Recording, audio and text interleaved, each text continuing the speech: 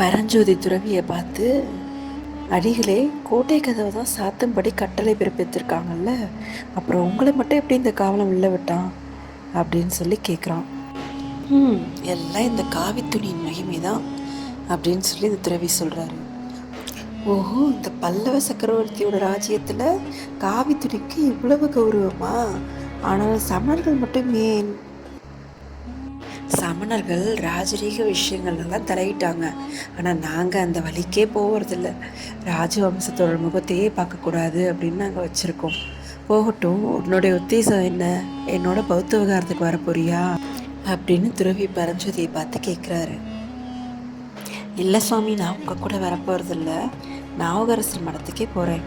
வேறு எங்கேயும் தங்கக்கூடாதான், அது எங்கள் அம்மாவோட கட்டளை அப்படின்னு பரஞ்சோதி சொன்னான்னு.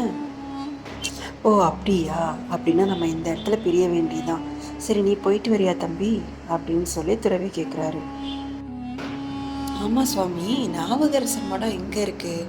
நான் எப்படி போகணும் அப்படின்னு பரஞ்சோதி கேட்குறான். ஏகாம்பரேஸ்வரர் கோயிலுக்கு பக்கத்தில் இருக்குது தம்பி, அங்கே பாரு அந்த கோயில் விமானத்தை அப்படின்னு சொல்லி ரொம்ப தூரத்தில் இருக்கிற அந்த கோயிலோட விமானத்தை இவர் காமிக்கிறாரு.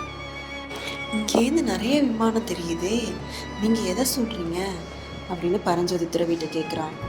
தம்பி, இங்கேருந்து அடையாளம் சொல்கிறது ரொம்ப கஷ்டம். இந்த வீதியோட அப்படியே நேராக போனீங்கன்னா அங்கங்கே வழியில் ஏகாம்பரர் கோயில் எங்கே இருக்குன்னு விசாரித்து நம்ம தெரிஞ்சுட்டு போய்க்கலாம். கோயில் சன்னதியில் வாகீசர் மடம் இருக்குது. ஜாக்கிரதை தம்பி, காலம் ரொம்ப விபரீதமாயிட்டே வருது அப்படின்னு சொல்லிட்டு புத்த பிஷு அங்கேருந்து விடைப்பிட்டு வேற ஒரு வீதி வழியாக நடக்க ஆரம்பிக்கிறாரு. துறவி காட்டின வழியை பார்த்துட்டு பரஞ்சோதி அப்படியே நின்றுட்டே இருக்கான். அந்த வழியாக போக ஆரம்பிக்கிறான். அந்த காலத்தில் தென் தேசத்துலேயே ரொம்ப பிரசித்தி பெற்ற நகரம் அப்படின்னா இந்த காஞ்சி மாநகரம் தான். அந்நகரத்தோட வீதி ஒன்றும் விசாலமாக தேரோடு வீதி மாதிரி இருக்கும். வீடுகளெல்லாம் மாளிகை மாதிரி இருக்கும்.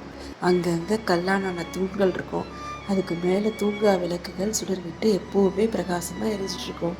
வீதிகளில் ஜேன்னு கூட்டம் எப்போவுமே இருந்துக்கிட்டே இருக்கும். கடை தெருவுகளோட காட்சியை சொல்லவே வேணாம். காசி முதல் கன்னியாகுமரி வரைக்கும் உங்களுக்கு என்னெல்லாம் வேணுமோ அந்த பொருள் எல்லாம் இந்த ஒரு கடையில் கிடச்சிரும். புஷ்ப கடை ஒரு பக்கம் இருக்கும், பழக்கடை இன்னொரு பக்கம் இருக்கும், பச்சனை கடைகள் ஒரு பக்கம்னா தானிய கடைகள் இன்னொரு பக்கம், முத்து ரத்தினம் அதெல்லாம் விற்கிற வியாபாரிகளோட கடைகள் இன்னொரு பக்கம். இப்படி கடை வீதி எல்லை இல்லாமல் போய்கிட்டே இருக்குது. இவ்வளோ கடைகள் இருக்கா அப்படின்னு பரஞ்சோதி ஆச்சரியத்தோடு அந்த கடை வீதியை பார்த்துக்கிட்டே நடக்கிறான். அங்கங்கே ஜனகம் கூட்டமாக நின்று சிவகாமி அம்மையோட நடன அரங்கேற்றம் நின்று போனதை பற்றியும் பேசிகிட்ருக்காங்க. கோட்டை கதவுகள் அடைச்சதை பற்றியும் பேசிகிட்ருக்காங்க. இதெல்லாத்தையும் கேட்டுக்கிட்டே அவன் போகிறான்.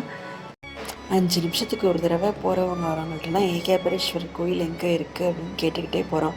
அவங்களும் அதுவும் காமிக்கிறாங்க. ஆனால் இன்னும் அவன் கோயில் அடைஞ்ச பாடில்லை. புதுசாக பெரிய பெரிய நகரங்களை பார்த்துக்கிட்டே அவன் நடந்து போய்கிட்டு இருக்கான்.